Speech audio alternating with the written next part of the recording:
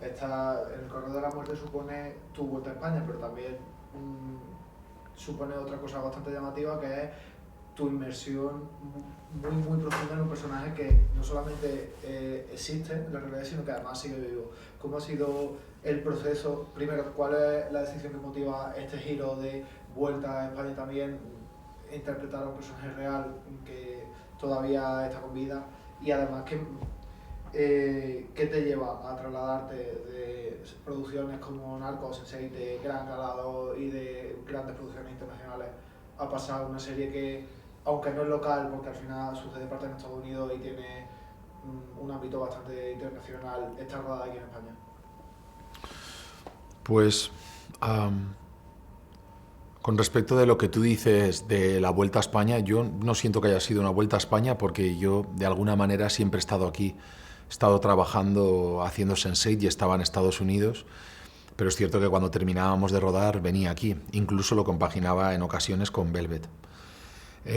Cuando me llegó esta historia, en principio me pareció que era un buen equipo, que habían hecho ya algo que me había gustado mucho, Fariña, ¿no? El equipo de Nacho Carretero con Bambú.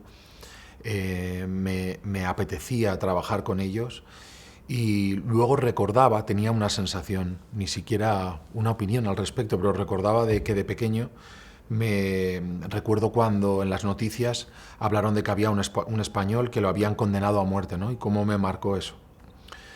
Claro, antes de tomar la decisión de hacerlo o no, yo creo que era importante documentarse bien y por lo menos, siendo consciente de que no soy el poseedor de la verdad, porque no soy vidente en ese sentido, pero sí saber qué sensación tenía yo con respecto a la inocencia de Pablo. Después de haber visto todo, pues eso, todos los documentales que hay, de haber leído el libro de Nacho, de haber hablado con él, de haber visto imágenes que me pasó Nacho en un momento, en concreto dos imágenes de la nuca del asesino y la nuca de Pablo, fue para mí realmente, supe que estaba totalmente en contra de la pena de muerte y que estaba a favor de la inocencia de Pablo. Entonces consideré que era un proyecto en el que quería formar parte y ahí empezó todo y de ahí viene la decisión. Este es un drama muy intenso que no solamente incluye fragmentos de la realidad, como vídeos de archivo y también elementos que contextualizan la historia en la época en la que ocurrió. Y para ti, para la construcción de tu personaje, ¿cómo incide la inclusión de la realidad de forma tan marcada? O estos acontecimientos que ocurrieron en la construcción de tu personaje, ¿cómo replica la figura de Pablo desde la ficción? Pues bueno, fue un impacto para todos. Mientras estábamos preparando la serie, le volvieron a condenar a muerte. Durante el rodaje salió la noticia que uno de los miembros del jurado dijo que había sufrido presión para dar su veredicto y de repente todos tuvimos la esperanza de que el juicio se iba a reanudar o se iba a cancelar y se tenía que volver a hacer. Entonces fueron acontecimientos que de una manera indirecta hicieron que el equipo todavía estuviera más unido, ¿no? Y tuviéramos más presente la historia que estábamos contando. Y ha sido curioso ver cómo las emociones nos iban llevando, era como el trabajo en equipo de esta profesión es algo que celebrar, cuando algo sucede, ¿no? Cuando el cámara y la luz están en el sitio, el foquista justo después de tu señal cambia de foco. Es muy complicado a veces que algo salga bien, pero a veces sale bien, ¿no? Una escena. Entonces es inevitable terminar la jornada y comentar la jugada, y en el caso cuando estábamos en Panamá de volver todos al hotel, de tomar una cerveza. Y era complicada la, como si dijéramos, la sensación de, por un lado, estamos celebrando el buen trabajo que hemos hecho hoy en equipo, pero por otro lado Pablo está en la cárcel, ¿no? Entonces era como todo el rato como no saber muy bien qué hacer, si permitirse el celebrar la unión de un rodaje, que a mí creo que es el rodaje en el que está donde la gente estaba más unida, o, o no sé, es donde nos hemos encontrado. El otro día fue el día del estreno, tuve la suerte de conocer al padre de Pablo y fue muy impactante para mí por todos los vídeos que he visto de él, por de alguna manera directa, o sea, creo que él es una gran inspiración de un padre que está al lado de su hijo hasta el final, ¿no? De una manera muy generosa. Si ya ser padre es un acto muy generoso, imagínate el caso como el padre de Pablo, ¿no? Y a mí me toca de una manera muy sensible porque yo perdí a mi padre este año y era inevitable cuando le conocí el otro día tener muy presente eso, ¿no? También todas las cosas generosas que tuvo mi padre en su día. Pues cuando estábamos luego en la cena, ¿no? Como si dijéramos, celebrando el estreno de la serie, el padre estaba con nosotros, ¿no? Y era como una situación rara, porque Pablo estaba en la cárcel y nosotros estábamos presentando con alegría y orgullo una serie que hemos hecho. Entonces ha sido todo el rato esa contradicción de no saber si permitirse la celebración o no. Claro, porque tú además no has podido ponerte en contacto con Bolívar ni con ninguno de sus allegados, no solamente por todas las dificultades que estaban en el momento del rodaje y la preparación de la serie, con la preparación de un juicio en el que Pablo literalmente se jugaba la vida, sí, y claro, es obvio que por respeto os habéis apartado.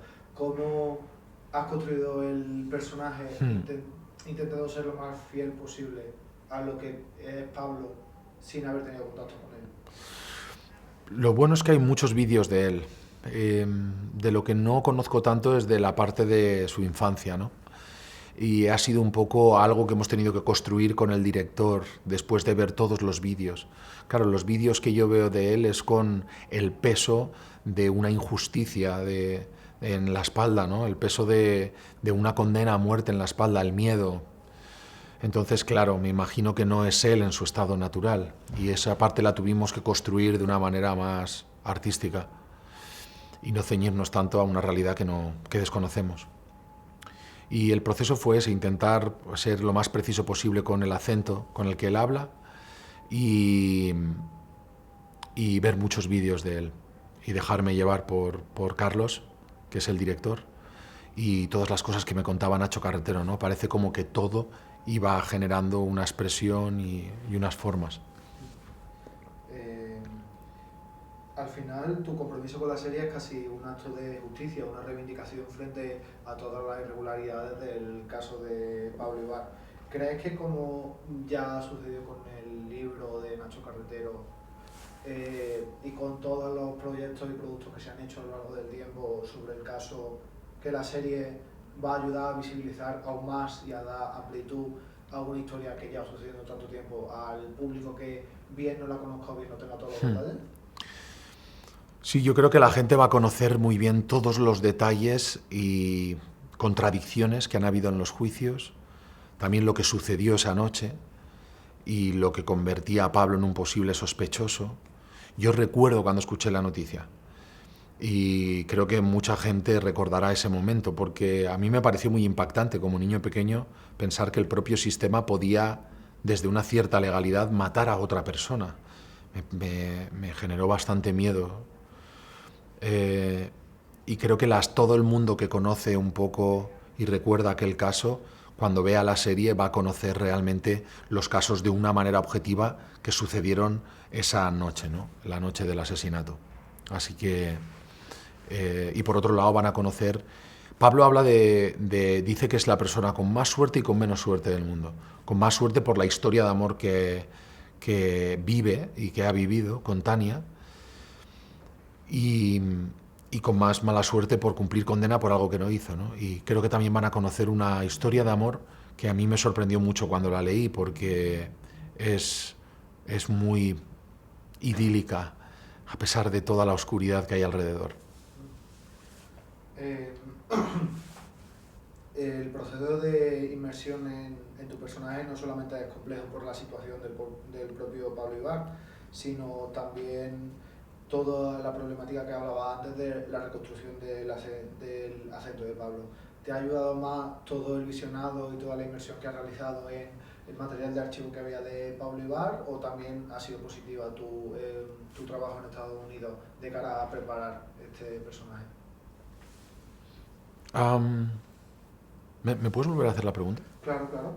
El proceso de inmersión en este personaje no solamente ha sido complejo por la situación del caso de Pablo Ibar, sino también porque era un personaje que tiene un acento muy concreto, que además tiene ascendencia vasca, pero también tiene una madre latina, y me comentabas que había recreado el acento a través de los vídeos. ¿También ha ayudado tu experiencia trabajando en Estados Unidos a construir este personaje o ha sido más un trabajo a raíz del material preexistente?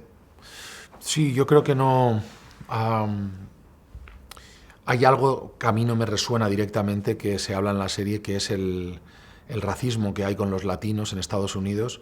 No es nuestro caso porque creo que a los españoles se nos trata con mucho cariño allí. Son muchos los españoles, ¿no?, que han, artistas o deportistas que han llegado a Estados Unidos y nos han dejado en un lugar muy especial.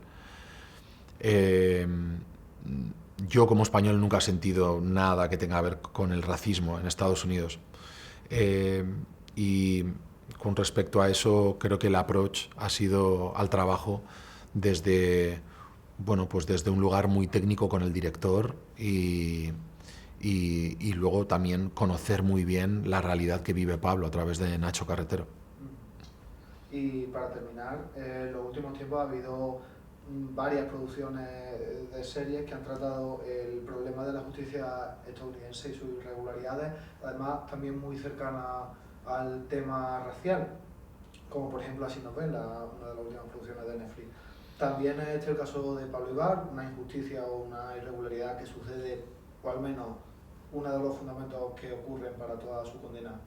Un racismo institucionalizado en Estados Unidos. ¿Me la puedes volver a preguntar?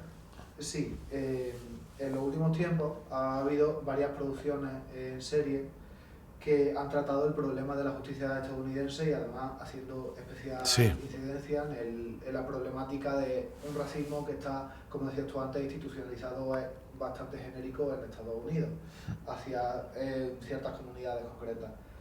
Este también es el caso de Pablo Ibar, un caso que, entre otros, se fundamenta también por un racismo anclado en las instituciones de Estados Unidos.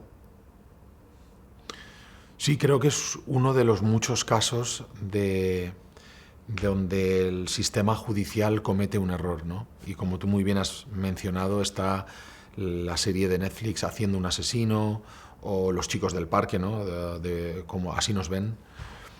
Y creo que habla, ¿no?, de muchos casos donde ha habido una gran manipulación y muchos intereses detrás. Y yo creo que sin duda el caso de Pablo es uno de esos casos.